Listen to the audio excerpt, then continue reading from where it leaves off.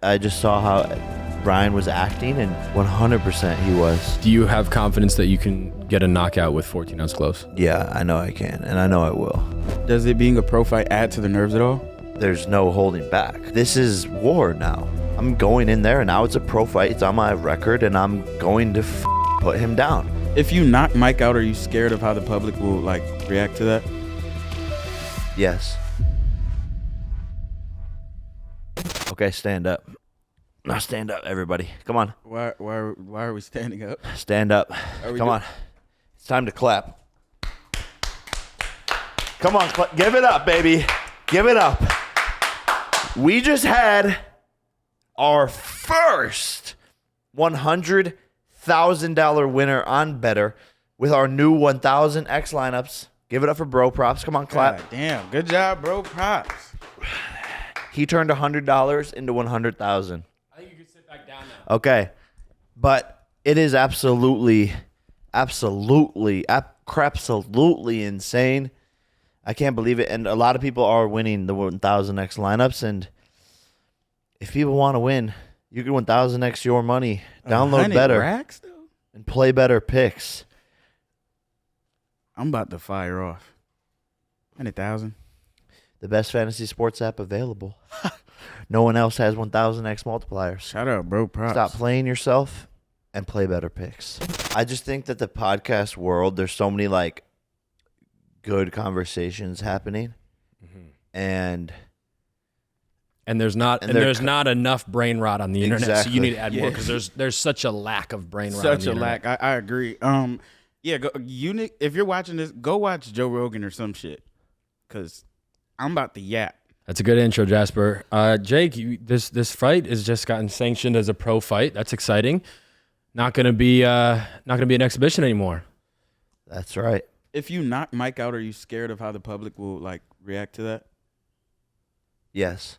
Yeah, you're in a little bit of a lose-lose here. That's what in Pennsylvania we used to call this a lose-lose. I think that's. I call it a lose. Everywhere. I think it's a win-win. They could hate me. They could love me. If I put my happiness to be dependent on an audience, then it's a codependent relationship, and codependent relationships aren't good. If I'm relying on an audience to like me for my satisfaction, then I will never be happy unless they like me. So that means I'll do things to make them like me. Okay, cool. So there's the two perspectives of it. From the viewership standpoint, you could say this is a lose-lose because if you win to Mike Tyson and knock out Mike Tyson, they're just going to say he's old and you disrespected him and all this shit. But I just want to make it clear that Mike Tyson was the one who wanted it to be a pro fight. Mike got into training camp and called up people on my team, and we're like, let's do a pro fight. Is Jake down? Netflix was like, let's make it a pro fight. We're down. And I said to Nikisa, if that's what Mike wants, then that's fine. But make sure you tell Mike that there's no holding back. Whatever happens, happens, and this is war now. And if Mike's okay with that, then I'm okay with that. But I want Mike to be the one making this decision because I respect him as the legend.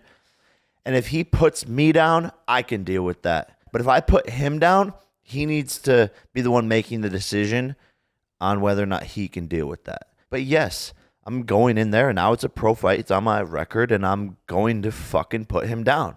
And if people are pissed about it, then watch soccer. Go watch some fucking volleyball, whatever it is that you want to do. But don't watch boxing. And at the end of the day, it's a fight. So whatever happens, happens, as Mike Tyson said. Does it being a pro fight add to the nerves at all? Going on your record? Yeah, I mean, it makes it real. It makes it super real. It makes it war. And it makes it, he's a killer too. And the fact that he wanted it. Yeah, why do you think he wanted it? Why would Mike want this? It sounds like he ready to I think smoke he wants ass. to end my ass.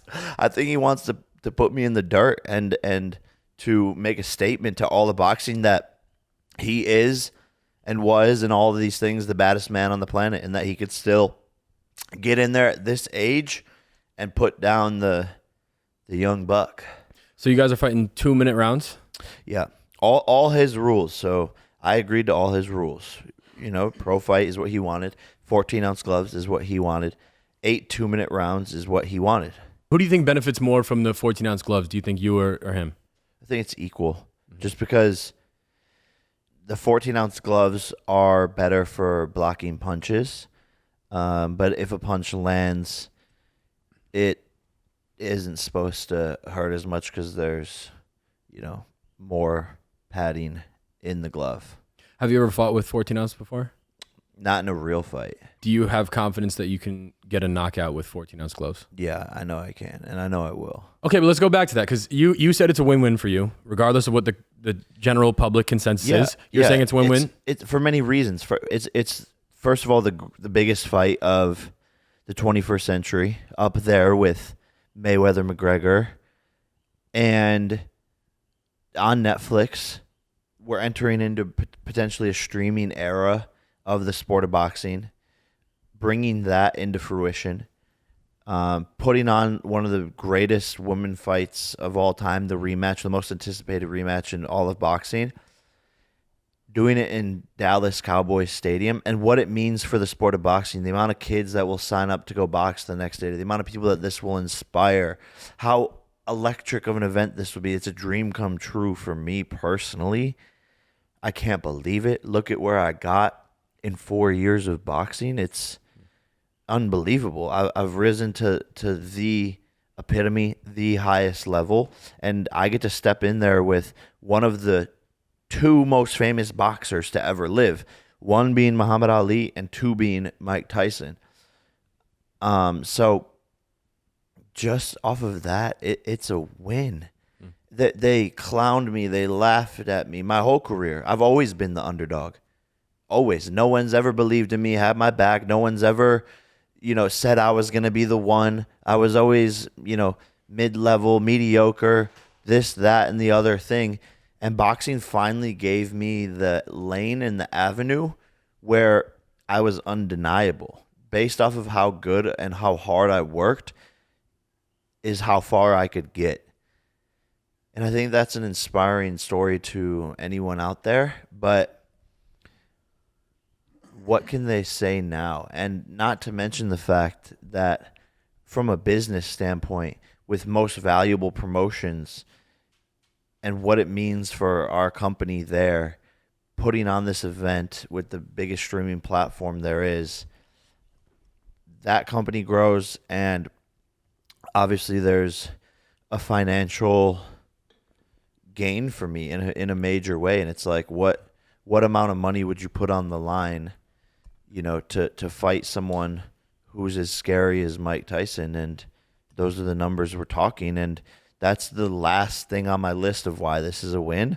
But I've already won and outmarketed, outsmarted, outworked everyone. So I don't need someone else to tell me if I've won or lost or did this or that. Question: how did it get out that you were 230? I saw Wade tweet about it the other day, and it's like, how the fuck is that public information? Well, I went to a private event at a restaurant, and Shane Mosley was there, and I was just having a private conversation with him, and he put it on a podcast. So what's the problem with you being 230 though? You're fighting at what, 220? Heavyweight. Okay, so no, it's just shocking to people that is how much I weigh. I think just because normally I'm fighting at 200, I'm walking around at 210. All the way down to 185 was the lowest you fought, right? Yeah, it's weird to me that I'm weighing 230. I like it, but since this was noodling after my last fight, I'm just getting to eat as much as possible, and it turns out my body can carries this weight super well, and I'm only growing. I think I'll get up to 240, and then probably cut down. So I'm way faster. But if I'm training for this camp right hasn't started yet, but if I'm training for this camp at 240 and then I cut down to 220, it's basically like I had a 20-pound weight vest on for the whole entire camp. So my muscles are going to be like so much stronger, and that speed will come through. So obviously, not all of this can be public information. There's only so much you can say. But what does your training regimen for a fight like this look like compared to other fights? Is there a different tactic here? Same training camp essentially, but there are a few minute differences which I will elaborate on. But it's always the same amount of hard work and dedication. But the differentiators will be me being able to eat, which I've already noticed is so much better for recovery, and as well as sparring heavyweights. And I'll probably spar less because the heavyweights obviously punch harder and it's more intense. Taking shots. I didn't even think about that. From heavyweights, which is what I'm going to be doing this camp, and that's the two biggest things. But the third is that we know what Tyson fights like. Mm-hmm. So interestingly enough, with a lot of my opponents, there's not tons of footage. So for a lot of those camps, I couldn't prepare for Nate Diaz because there's no footage of Nate Diaz boxing. Yeah, we know he's a southpaw. Yeah, we know he's going to come forward. But what specifically is he good at in the sport of boxing? We didn't know.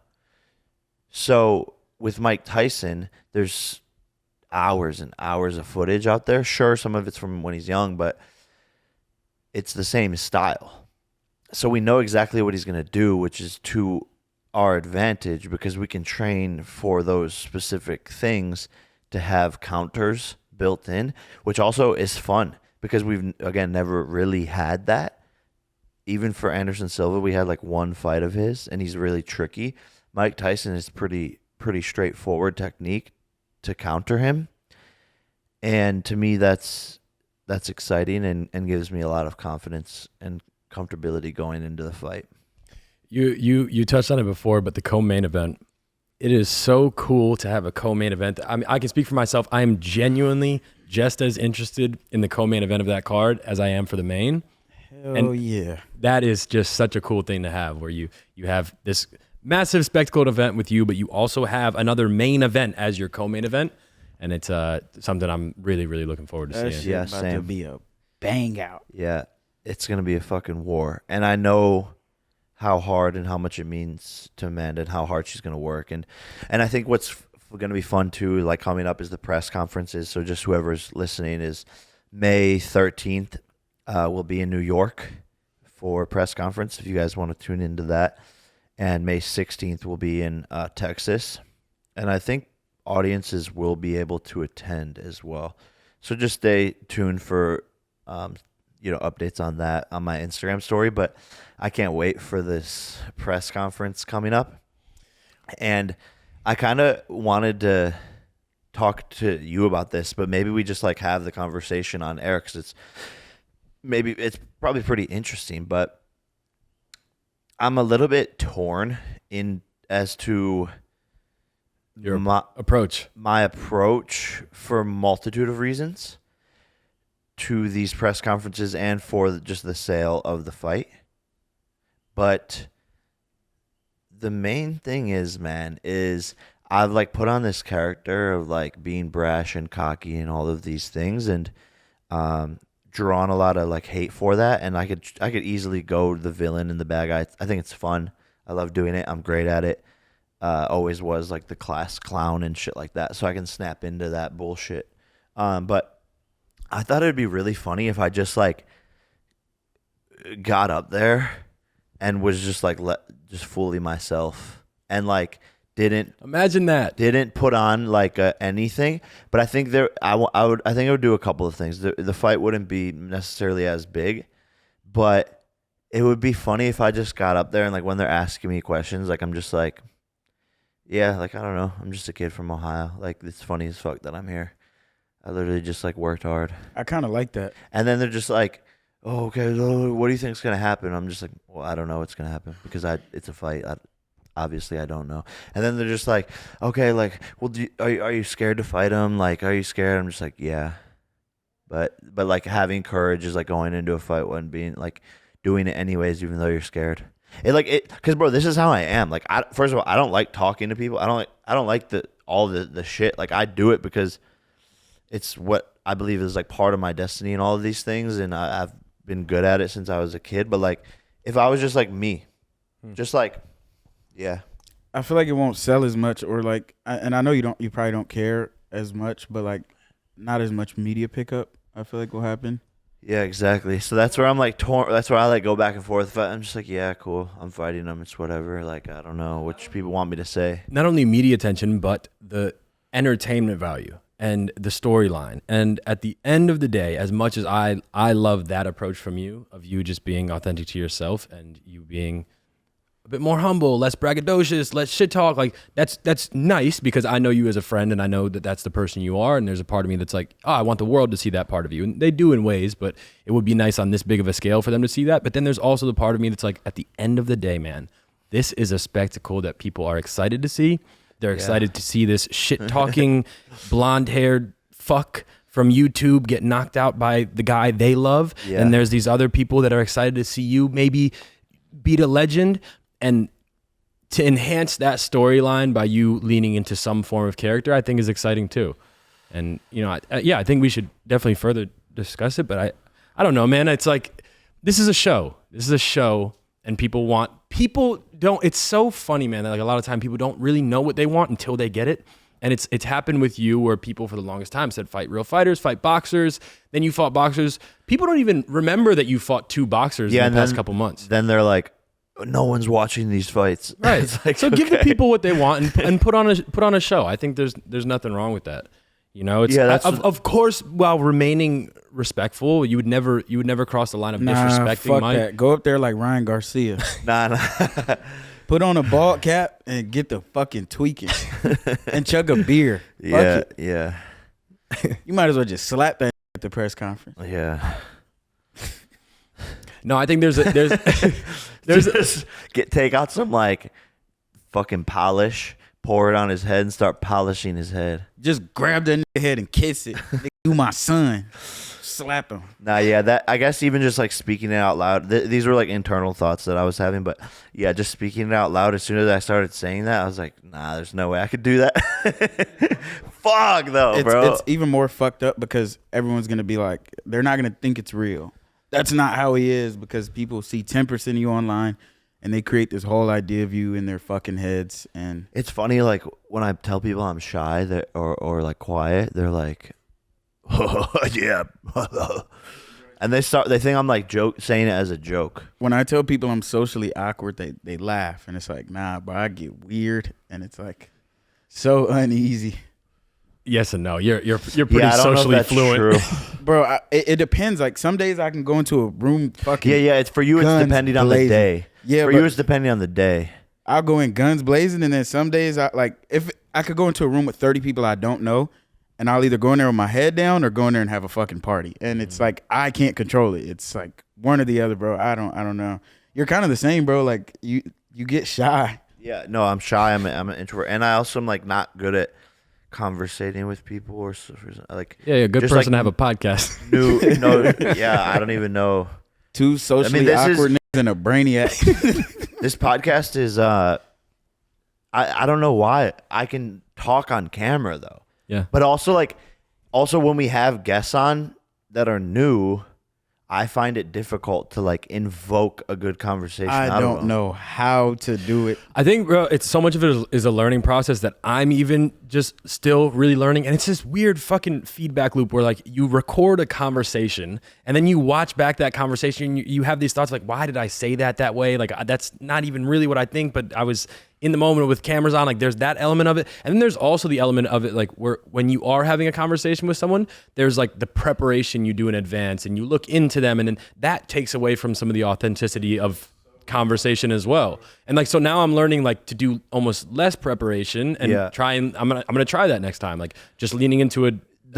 Also the problem is the things that I'm interested in from Yeah. these people are not what the internet is interested in. And like every time we've done an episode with like Susie, for example, sure it has like 100K views or something, but like that's like my favorite episode, and then it's like literally the worst performing one. And then obviously like it comes back like, oh no, but you know, it's great. Like you have to put those conversations out for the world, but then like also podcasts are businesses and and there's sponsors involved that you have to make happy. Exactly. My whole like, I world don't turned know. upside down when a nigga commented, "This feels like a Chinese news anchor," and I just ever since, bro, Is like, that a bad thing? bro, it sounded bad, like, bro, like we're just fucking interviewing, like it was true. It didn't feel authentic at all. I'm doing fucking research on this guy. Listen, man, it's all definitely a learning process, and I think we gotta give ourselves the same grace we would give somebody else in the fact that, like,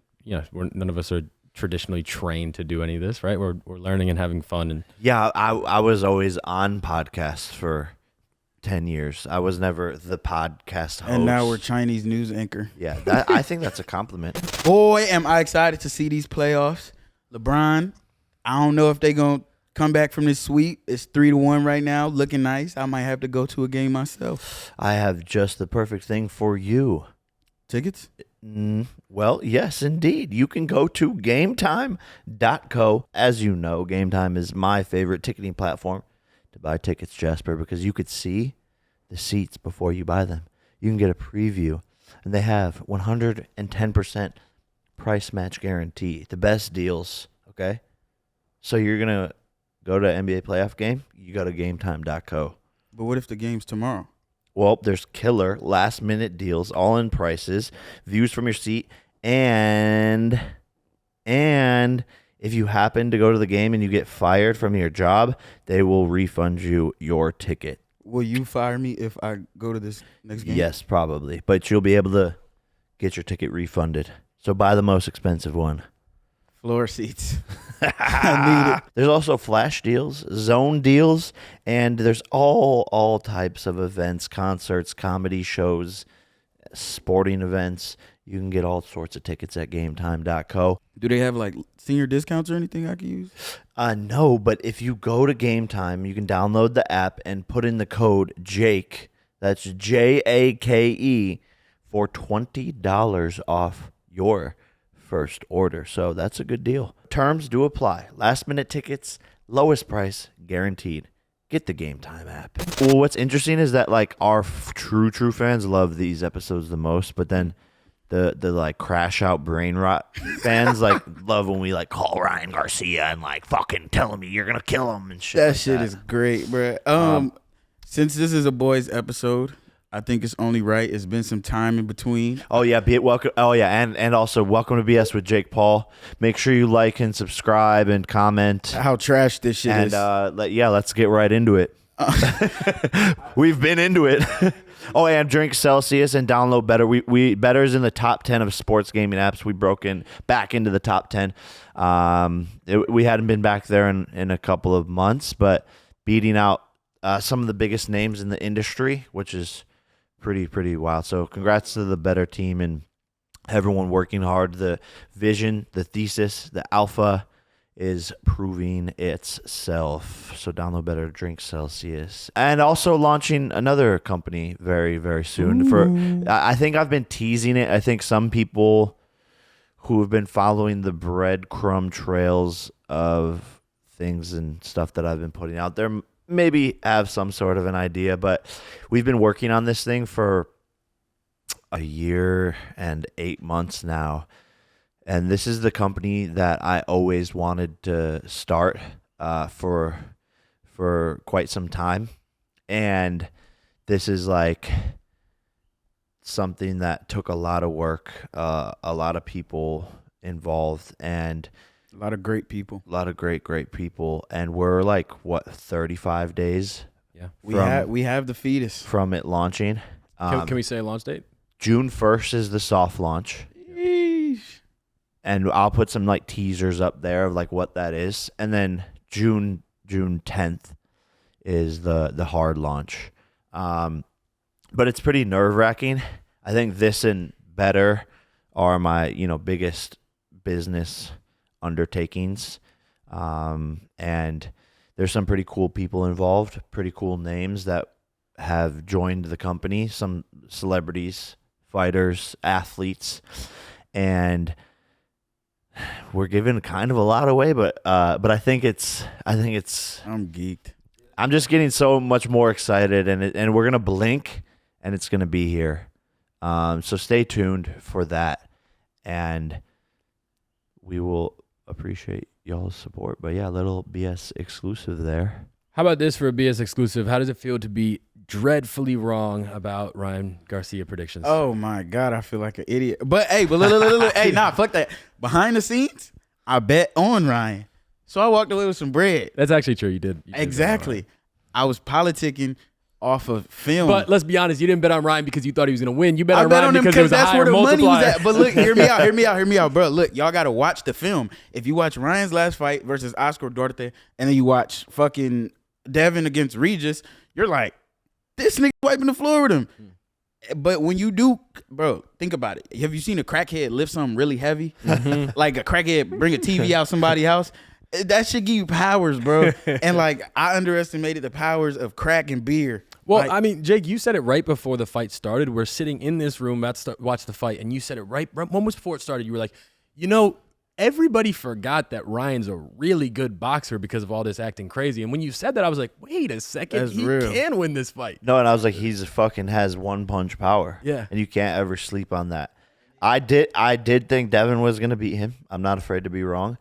Just because I just saw how Ryan was acting, and I know Devin takes no days off, but I ate my own words, and I didn't want to choose a side, because I love both of those guys, but I hate also when someone loves two fighters and they don't say who they think is going to win. So Haney pack out now. Nah, that's it. Well, so what does that mean? Because like you have Devin Haney, who clearly was training every single day, nutrition optimized, training optimized, sleep optimized, everything top to bottom his whole life, sober. And then you have Garcia, who admittedly was drinking. It means I'm every going to night. start drinking. Oh no. To beat Tyson. This is camp cooked. No, but it is crazy, man. It's like, sometimes you either got that power, specifically in the sport of boxing, power and speed really is like a trump card. If someone has all the skill and all this, blah, blah, blah, the equalizer is the power. And I think the biggest thing is that since Haney got hurt in the first round, that changed the course of the fight because it took him off of his game plan. But think about it this way, bro. It's like all he was throwing was that hook. That's the only thing that damaged him. It's like if I'm shooting bullets straight the whole time, just move to the side. Like I don't know. Like he could have prevented that. Like if you watch the fight back, when Devin was jabbing and throwing his right hand, he would jab and then, as he was jabbing, pull his right hand back, and then throw his right hand from back here. But then by then it was too late. And I noticed he did that is because I do that sometimes too. Also, I'm not discrediting Ryan by saying that. I'm saying I was just gonna say no, unless you're a pro boxer to say just move to the side sounds a little. No, I'm not discrediting it. I'm saying, bro, every fighter that fights Ryan or every big name that gets into it with Ryan on media is like, all you got is that hook. All you got is that hook. Okay, when you get in there, all he got is that hook. But he keeps winning. With That's that what hook. I'm saying. Oh, It's like Nick, okay. watch the film. Yeah. And if you're saying all he has, No, but that's like people when they say all I have is my right hand, but they don't see how good my jab is. Like Ryan is a great fighter. Like he has a great jab. he didn't throw one jab that whole fight. Yes, he did. Oh, nah, Yes, he did. He 100%. He was. He wasn't throwing enough. I mean, yeah, you can never have enough jabs, but also like his like Philly shell defense where he like turns his butt That's to him. not a Philly shell, bro. That shit is. He invented some new shit. He invented some new shit because that shit works. That's called the rear view mirror shell. The rear view mirror. That's what it should be called. No, the paranoia shell. That nigga looking over his shoulder. That shit not no Philly shell. Hell, No, but that's literally like how he dropped him. He was doing it, and then he came with the right, and he then played the hook. possum. Boo boo, slap me. Jake, you said that in sparring, if you ever get hit there, you don't feel that. Almost. Yeah, this side, if you have your hands here like this, I don't know if the camera's looking at me, but this side, getting hit doesn't hurt to the body. So if you like expose it, I don't know, something about it just doesn't hurt. And when you know it's coming, especially, it doesn't hurt. Was that an illegal hit?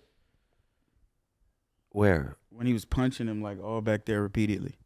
Devin? Yeah. I don't think so.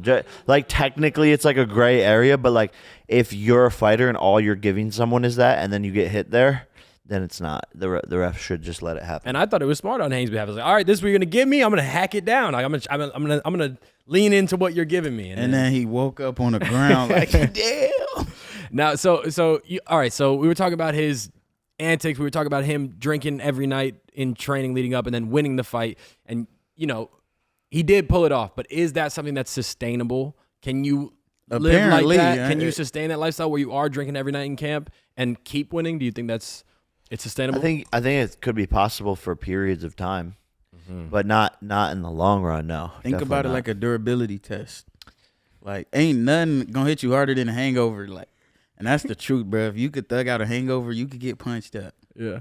And Devin, you need to drink more. It was like Donkey Kong versus Waluigi. Well, that's what I hope the conclusion isn't from this for people. No, definitely not. And also, like, we don't know what the truth is about Ryan drinking. And I think, like, what he was actually saying is that he would drink, like, a couple of nights out of the week. Nah, But also verbatim. I've been drinking every night. Yeah, but that's like in the post-fight press conference when he's all turned up and, like, I don't know. Yeah, you'd never know, right? You never know what the hell is really going on. Send me a list of what you was drinking. Yeah, Ryan. Send it to Jasper because we need to know. It's for research purposes. Yeah, we just need to know. Well, so actually, I just saw a clip from Tyson actually saying that he was giving up weed for this whole camp, and he was saying that it's just part of his practicing discipline. He's like, I love weed. I really love weed, and it's not that weed is going to hold me back. It's just that I need to practice discipline, and I love weed, so therefore I should restrain from it for this camp and he's not having sex either. And not having sex with his. He's trying to crack your noggin. Yeah, he's gonna be really angry and like on edge. Hell yeah. But that's pretty scary. Yeah, he's gonna be like a caged animal, just pissed the fuck off, Just ready to sock and what's nut. weird full is of nut. Full of nut and full of nut. Anger, just sock and nut is all he know. But I for me, I can't do that. Like, I don't fight good angry. Like, I fight good when I'm literally trolling and having fun and dancing and relaxed. When there's high energy in the gym, you spar the best. Like, if you go in there and it's low energy, and you go in there like in a good mood or like, yeah, exactly, just energy's like high, dancing, those are the days you be going crazy. playing some good ass EDM music before, and just like talking shit, making jokes. That's when I'm at my best.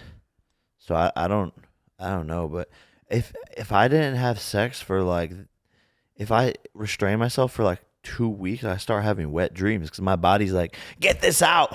This is a wet dream connoisseur, bro. That shit is weird. What's the It's not weird. That just means I'm normal. You just a horn dog. Maybe it's like, yo, you just need to get this out of us.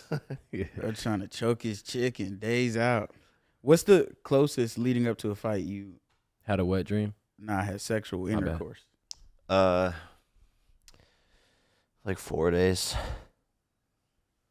But that's like a good amount. Crack buns and reload. Mm-hmm. You'll be all right. Yeah, it does get to the point where you can't really think straight.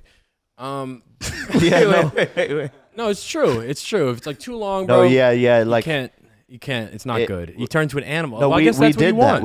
that. We tried to do Bro, no that nut. shit was No nut harsh. February. It was Remember? dangerous. I was a threat. It was It was bad. harsh.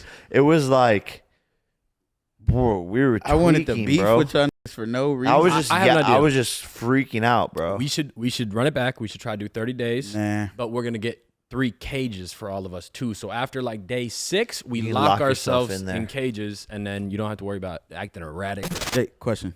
Yeah, Over or under 50 people that have asked you for free tickets to the fight? way over. My phone is blowing up every day for people asking for tickets. What are you telling them?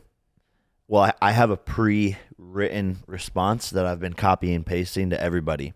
And it's literally goes like this. If you want floor tickets to my fight, then all you have to do is set a 1000X lineup on Betr Picks to have a chance to win floor tickets to my fight against Tyson. Download Betr, play Betr Picks, and for every 1000X lineup that you set, it's an entry into the ticket raffle. Sorry, Mom. That's the best I could do. You're going to have to put 1000X lineups, and if you do a bunch of them, you're going to have a bunch of entries. I gotta make it. That's what I sent to my mom. I gotta make 1000X lineup to get tickets, yeah. Well, and yeah, that just gets you an entry. So download Betr and play Betr Picks. I think since this is a boys episode, it's only right we redo roommate ratings. It's been some time. Yeah. The house is coming along nice. We're gonna do a new house tour soon. Probably we're probably like 2 months out from it being like almost completely done. It's a little too nice. Yeah, you're playing like Minecraft in real life. I realize that you have enough money now where you just look at something and you say, okay, I want to take that wall down. I want to put that here, build a koi pond there, and then you have people that just do it. Yeah, and it's pretty fun, but also only because it's like my dream fucking house. Like I love it here, and I don't think I'll ever sell this house. Sometimes I wake up and I'm like, damn, I shouldn't live here. It just feel a little too nice. Like Calabasas was like a crashed out bouncy house. Like Team 10 riding dirt bikes, fucking in the elevator, riding smoking dirt bikes weed down in the there, stairs, like doing whatever you could think of. Zip lining through letting it, off fireworks in the literally house. airsoft battles in the house. Dudes just doing all type of just bullshit. Nut shit. Yeah, now it's like shoes off in the house. That's maturation. Yeah. And that's how my dad says it. Mattress. That's how my dad says it, so that's how I'm gonna say it. But that's maturation. Yeah, I rolled Thor a tennis ball the other day, and he was like, "Be careful. There's actually nice things in this house now." Yeah, Thor went like sliding under this like super nice fucking structure, almost hit the chair into the dining room table. It didn't happen like it was that. like perfect. I promise you, it didn't happen. It was like perfect. No, but then I was like, bro, Jasper. And then he was like, oh, yeah. I felt bad. Bro, actually, now that I think about it, we have all kinds of maturation going on. We've been playing fucking chess. Yeah, that's great. We're playing getting chess. like You two antique fucking art dweebs. pieces. Yep. Koi ponds. I'm feeding the koi twice a day. Bro, my I homies love are getting it. old. I love it. Yeah, for sure. It's making me sad That's actually because crazy. like when you guys were 23 and 22 and whatever the fuck, I was 18, so I was like learning how to be a crash out. And then like by the time I got like I'm ready, yo, I'm ready to crash out. You guys are like playing chess and shit, and like I feel like all this practice was for nothing, and I just got to grow up. It's like I feel like I kind of live life like an old man. It's good though. Like I go on hour-long walks. I did that today. I went, and it's fantastic. Like I really, truly. It's But I nice. also I have these realizations. I think everybody has these where you're becoming your parents. But I'm like, oh, like I get it. Like I get now why older people like playing chess. I get why older people was like talking going to on Yeah, you walks. find like peace in these things after like working hard and having stress, and it's like equaling it out. But I will say, like once a month, we still, well, like if we're not in camp, but once a month or something, like we'll still act like 20-year-olds for sure, and like go have fun at a bar or something. Well, I think in a lot of ways, I think the main place where we do kind of let our immaturity out and our like child out is in the way we interact with each other. Like we act like That's very true. dumbasses together, bro. Yeah. Like we talk about nothing serious a lot of the time. We're just bullshitting, calling each other different names, and it's like that's our way of still being like little ass kids. And bro, something very else. great. I think from the outside looking in, sometimes people. I don't know if I want to say this, but like sometimes like I think people will like think that we're immature because the way we interact. But I don't give a fuck. No, but listen, I think No, 100% they do. a lot of where this comes from is like we never were forced into like any corporate environment, and we were never forced to grow up. Like we figured out how to make money without growing up, and we were kind of able to still be dumbasses. 100%, and it brings so much happiness to me. Like I feel like it's miserable to like act serious. I will literally act like a kid forever, and it's like that doesn't take away the fact that I could beat someone to death, that I could shoot a gun better than 99.9% of the world. Like I'm still a killer, And badass. can get serious I can when you get need serious. to. I That's mean, my bro, response to I everything. was just on the call with fucking Strive Capital talking personal wealth management and fucking hedge funds this, hedge funds that, so as it's soon like, as the phone hang up, I'm doing a robot and rolling around. In yeah, dirt. literally. But the problem is, I was talking about it the other day. Actually, it's like, where does the imagination go? Like for you guys, like I'm still crashed out, but like it's like when you see a really climbable tree when you're young, you're like, I'm gonna go climb the fuck out I this just tree. did that the other day. Me and Gus just climbed a tree the other day. Literally, that's the type of shit I like doing now. Then it's void because I was gonna say like you'll walk past a very climbable tree No, now I'll and climb be it. like, why the fuck would I climb that? No, man. Honestly, what I'm trying to do now is get more in those ways, get more back to like being a kid. And Rick Rubin has helped me a lot with this recently, but he basically was saying like, we don't fucking know anything. So stop thinking about things within the confines of what you think they are, and just like allow your imagination to go where they maybe could be. And like I was sitting down, I was on my walk and I was drawing, and then I was looking at a tree and I was like, yeah, it's a tree and I know it's rooted into the ground, but I was like, what if the fucking roots came out of the ground and it was alive and it fucking did something? And I was like, oh, now I'm thinking how like cartoon animators think, and it's fun. And it's like, obviously that's not going to happen, but it's fun to like think like a kid for a little bit. No, 100%. But I think that tool and keeping that imagination super young is like definitely one of my best assets that I know, because I can snap into that immediately. And when you truly like have that imagination and think that anything's possible, that like ties into manifesting and dreams and also like happiness. Like, why were we happy as kids? It's because we didn't have judgment on ourselves or as others. You could just run around the playground and scream and yell. Bro, that's why you hear me going around the fucking house making noises all day long. This nigga be barking and like That's my new thing, is the seal. every day. Apologize to the headphone every users, but like single fucking day. I'm hitting that at least once every 30 minutes, plus more sounds. It's like, bro, I think they call that that's my Tourette's. shit. Maybe that could be that, but I don't know. I love it. Whatever it is, that's great, and it keeps me happy, especially in a high stress environment like our jobs or whatever we want to call these things. Not necessarily this podcast, but like boxing and entrepreneurship and building companies and capital calls and venture funds and all the things that come with it. It has stress. So yeah. I would highly recommend, and fucking do what you want with your life, but I whatever it's worth, I would highly recommend everybody at home just like maybe allocate like an hour a day to put your fucking phone inside, lock it away, and just go spend an hour outside each day. And just because I've been doing that recently, as I just mentioned, but what I realized today is I was walking and I was like, oh fuck, the birds. I heard the birds, and I was like, wait, these are always here, but I never hear them. When's the last time I listened to the fucking birds? And then what I realized was like, I thought about those, you know, those nostalgic memories you have of like summer as a child. And you're like, fuck, why doesn't summer feel like that anymore? It's because you don't feel summer anymore. When you were a kid, you weren't bombarded with a million different thoughts and things preoccupying like we do now when we go outside in summer. We're thinking about so much shit. We're not feeling and experiencing summer. And I was sitting there and I was listening to the birds and I was there. I was just present. And I was like, oh, I'm in it. I'm in that right now. Like that feeling that I remember as a kid. yeah, and that's satisfaction is not wanting more. It's like wanting less or something. Yeah. Like one of those quotes like that. Almost nailed it. Needing less. Yeah, podcast equipment should be 100K, so that we couldn't do it. But We'd still have it, But, motherfuckers. you can't stop us. Sponsored by Celsius. Celsius got us these podcast mics. Drink Celsius, download Betr, and play Better Picks to 1,000 extra money. But yeah. By the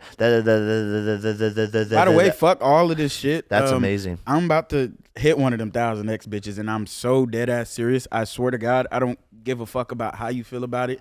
I'm getting my bread. It's wild. We had our biggest winner on Better Picks. I turned $100 into 100,000. And he inspired Sick. me. If I just fire off, Shout out, bro. Props. just fire off 50 of them, one of them got a hit. Yep. Indeed.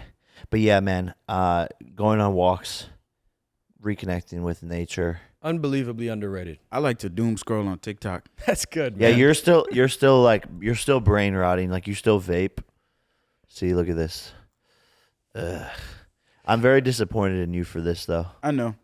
I'm disappointed in me too. It happens though. You have to go super far in that direction to then like hit the brick wall of, oh my God, I have no control over my own life. And then no, but you go I back. feel like you guys are looking down from the top and you're not realizing all of the worst things that you had to I go know. through to Listen, get brother. to be able to judge me for my little binkies and Yeah, but also vices. I guess a little bit of a different thing is that we didn't have anyone to like big bro us. No, and like I love help it. us pull us in the right direction. And I feel like you guys are pulling me in a great direction, and I think I'm getting there.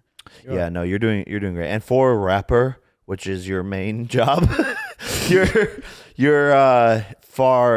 you're way better than them like facing 20 backwards a day Yeah, and nah. in the bro. studio all night drinking tequila and such. I feel like a lot of people don't know that about And you. lean. You're Bro, a I know. phenomenal artist. Oh yeah, that we I were know. just talking about that where like they come up to you now and are like, "I love you on the podcast," and you're like, "Hell yeah, bro!" And then you start talking to them and they don't even Bro, know that you made music. Nah, this is where it hit me. I was in Vegas for the Super Bowl, and a dude comes up to me. He's like, Jasper, he was like super geeked to see me, and he's like chopping it up with me. And he's like, bro, I fuck with you. And I'm like, man, like, cause this is right when the album was like there, and I was happy. And I'm like, yeah, bro, new music soon, bro. He was like, you make music? I looked at this nigga like, bro, get away from me, like now. But then Then you realize it's your fault. exactly. For No, not I promoting had your an eternal Yeah. realization recently, and I just talked to Gus about it today. I was like, that is my fault. shit. Yeah. It's me. Yeah, you never even like talk about it on the show either. Because, bro, for a while, I wasn't even thinking about being an artist. I was thinking about getting back to feeling like the artist before I start pushing this whole, like, I don't want to let myself down. Fuck letting anybody else down. Like, I have already let myself down, even just spending that year and some change just, like, fucking crashed out. And it's like, I'm getting back to a place where I feel like that person before I just, like, push it out. It's like, then I'm just fucking lying at that point. Like, if, it doesn't feel authentic. And I feel like I just had to get to that wall or, hit my bottom and arise I from the dead. wonder, comment down below, like, for whoever's listening to this, if you knew whether or not Don't comment that. Jasper 'cause then made I'm music. gonna. Well, they do now. That's all that matters. Hey, This is but- my favorite hey, artist. Kill actually. Jasper is his Hold the artist fuck name. It's on on. Spotify. Song I just made. That is pushing me like, it's like having like gold in your hand. Like I'm like, wow, this is fucking You know what, man? Me and Jasper just had a long fucking conversation. the best other night until, conversation I've had in the last 4 year. a.m. And amongst the many things we talked about, which that's another underrated thing to do, is just go put your phone on and have a long conversation with your friend, because you'd be surprised what can come up. And like, I don't know, it's just fucking awesome. But amongst other things, we were talking about how cool it is that we're in an environment surrounded by people who inspire us, and our friends inspire us. And I didn't even really put my finger on it until you said it, because you were talking about how like we inspire you, and I was like, that in that moment I realized how much I am inspired by all of you guys. And I was like, oh fuck, like I never even really put my finger on it, but I'm constantly inspired by you guys. Hell I'm inspired yeah, by you what? for fashion and music. I'm inspired by you to work harder and to fucking to stop being a bitch when I'm being a bitch. I'm inspired by you for fashion sense as well. I'm inspired by you because you're getting so much better at fucking film. And I'm like, fuck, I can get better at film. And it's like we literally have this incredible It's environment. almost an intangible amount of like inspiration. It's like not realistic. Like I look this way, work ethic. I'm inspired by. I look this way, same fucking shit. And it's like You guys aren't inspired like by my hair? I mean, it's like inspiring me on what I'm glad I didn't get right. Yeah, it's gratitude and like gratefulness. You guys aren't inspired by my nose? See, that I know that's an insecurity of yours, but I actually never noticed the fact that your nose is crooked. Like on this side? I do when I look but at it. this side's worse. When I This is look when at Nah, okay, on when this you- side it's good. Now when you On turn this when you side- turn that way, you look like Yeah. Bella Hadid. But when you turn that way, you look like Dr. Doofenshmirtz. It's like Wait, I thought this way is good. no, it's the other way. That's the way it's being pushed. No, but this way it looks longer. Nah, it's giving model right now. It's giving bad bitch. It's this way, and then this side is good. You look like a nosy ass when you turn this way. But I'm not gonna lie, right down the pipe is when you see the angle. Yeah, like, yeah. But I don't notice it until you point it out. It's crazy because it's not from boxing; it's from fucking meditating. Yeah. bro slammed his face on hard boiled God concrete. damn. Yeah. Wow. Yeah, we have a great system of brotherhood here. Yeah, absolutely. We've been working our asses off though, so it's like definitely. I think the most fun camp was Nate Diaz. Was that when Third had like 2 other camps going on? Yeah. Yeah. Oh it my was God. hot in that gym. Hell yeah, doghouse. Dude, Yeah. and that's when we had like, I think something about having the TV in that room. Like we would just put the game on, but then everyone would like congregate and we wouldn't really even watch the game. Bro, we were having talent shows. Yeah. Talent show? What? Oh my God. We need to bring that energy back. I think, I don't know what there was a lot of things why, but I think also because there was like less business shit going on. Yeah. Yeah, how are you gonna go about that? And I don't think we were like filming as much content. How are you going about that this camp? Because it's a lot of business shit that you can't leave Yeah, it's- unattended. Yeah. I'm just only gonna, I don't know. You know what you said to me recently? You were like, we're so blessed that we're front loading our lives. That is true, actually. Oh yeah. That's a good thing to bring up. But also we're kind of front loading the content for this launch of this company so that I could actually focus on training. But yeah, I don't know if people realize this. That kind of is what happens in the world where, you know, you go through your 20s, whatever, you get a degree. You're probably more focused on in your late 20s, like maybe finding a girlfriend or love. You're dating around. You're going through that phase of life. Friends, going to bars, concerts. It's so fun. Then all of a sudden you're like 35. And maybe you have a kid and like start to get serious, or maybe your kid's like 3, and then you're like, damn, I need to lock in. And a lot of people, and then you have student loan debt on top of that, and you know, it's a lot of people start working super hard, I think, in their early 30s to mid 30s, because they realize like, oh shit. And then no, we might be a little bit. I think people are working hard through like college and in those years as well, but there's not the direct return for a while in a lot of these circumstances. It's like you're not profiting while you're in college, right? You're getting an education and you're profiting in that way, but there's, you know, it's like the first stage of your life, you're not seeing much return. They're working hard by their terms. By their terms, they're working hard, but they're not working. It's not by their terms; it's by somebody else's terms. They're not even That's doing what I mean. what they want. They're That's doing what I mean. what somebody else told them is right. And I actually want to but interrupt that and just say I am a 9th grade dropout, homeless half my life. Dad was a gang member. Mom was a drug addict. Died on my birthday. Chase your dreams. Don't waste your youth. Don't wait till you're fucking 30 to start working hard, bro. Do that shit now. Yeah, that's kind of what I mean, I guess, is like when they're 35 or something, then they realize, or then they get the strength or the confidence to like go and do the thing that they wanted to do. Whereas like you should start when you're 18 because you have nothing to fucking lose. Yeah.